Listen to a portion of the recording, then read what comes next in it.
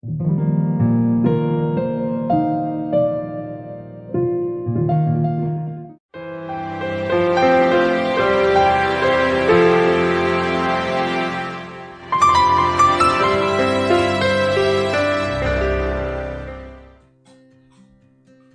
to Pope's Plates. Today's recipe is sweet onion pudding. We had not intended to make sweet onion pudding today, but we had a bit of a snafu on an Instacart order. We ended up, instead of getting 2 onions, we got 2 complete bags of onions. So we have to come up with a recipe. This recipe actually comes from a friend of mine who doesn't cook, so I'm not quite sure what that says. But we're going to give it a shot. You have 6 onions sliced thinly. And I'm going to show you what 6 onions sliced thinly looks like. And if anybody has got a clue what to do to keep you from crying when you cut onions, you might let us know in the comments, because I've been teared up and sniffling all morning. You didn't have to listen to that, so that's good.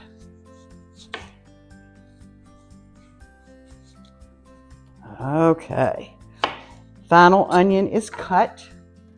I want you to look at this pile of onions that we've got to put in the skillet and caramelize.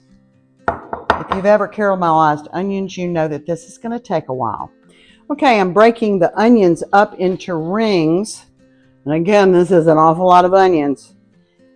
It is going to caramelize in 1 stick of butter, and it's going to take 30 to 40 minutes for this to cook properly before we can go forward with the rest of the recipe, which includes an egg mixture and some other things that will allow us to bake this onion pudding. We'll see you in a bit.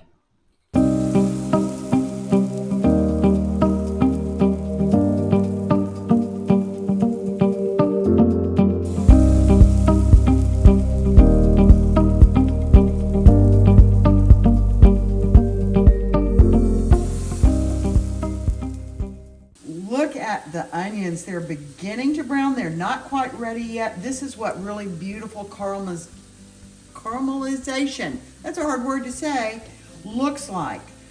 We're going to give it a few more minutes, and then we have to let them cool completely before we go back and do the rest of it. The onions have finished cooking. They're really beautiful. We've turned the heat off. We've got to let the onions cool for probably 10 or 15 minutes anyway, because the egg mixture that will finish this dish could be scrambled eggs if we don't let the onions cool enough. We ended up having to cook these onions probably 45 minutes. We kept the heat low because we didn't want them to burn, but honestly, this is one of the best times that I've caramelized onions. They look absolutely beautiful. It's time to crack the eggs. Get them mixed up with the rest of the ingredients. Calls for 6 eggs and about half a cup of Parmesan cheese that we'll mix in, and 2 cups of heavy whipping cream. This, I think, is going to make sort of a custardy mixture, kind of like a quiche would be, except the onions are going to be the star. I'm going to go ahead and add 2 cups of heavy cream. What we've just done may look a little familiar to you because we made a breakfast casserole that's in the link below. We'd encourage you to look at that as well. That casserole was really good. So I've added the half cup of Parmesan cheese, and I'm going to mix this well. I'm going to set this egg mixture aside. There are some dry ingredients that go into the egg mixture as well. I'm going to mix those together just in a small cup. We've got 2 tablespoons of sugar, 2 tablespoons of regular flour, whoop, goodness, tablespoon of baking powder, and about a teaspoon of salt. stuck in there. I think it's humid here. I'm going to reach around and get a spoon and stir this.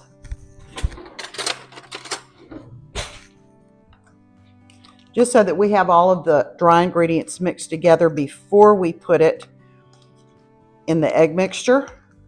And we're going to want to make sure that those onions have in fact cooled enough for us to go forward with putting this egg mixture together. Because we're putting an egg mixture in this casserole dish, we need to spray it a little bit. Eggs will stick pretty badly, so I just have got a little bit of olive oil spray, and I'm spraying it. Ooh, the oven's preheated. We're ready to go.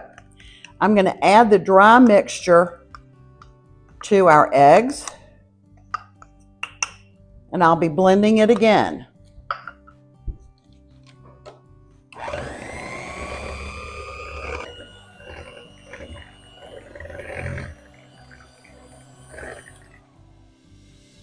I don't see any evidence that there's any of the flour left over, so I think we're good. I need to get the onions and put them in the base of the casserole. Okay, I'm going to spread these pretty evenly in the bottom of this casserole dish. This is a 9 by 13 casserole dish.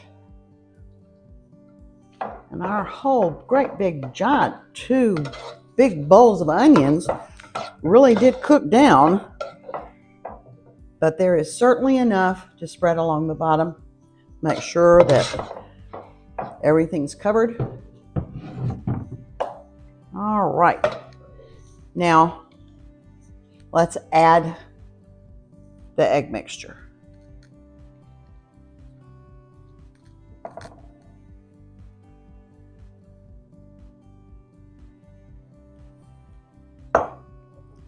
I'm going to use the spoon just to kind of make sure that the egg mixture can get all below the onions. And we're ready to put this in the oven. This will cook until the eggs have set, maybe 40 minutes or so. We'll let you know the exact time when it's done.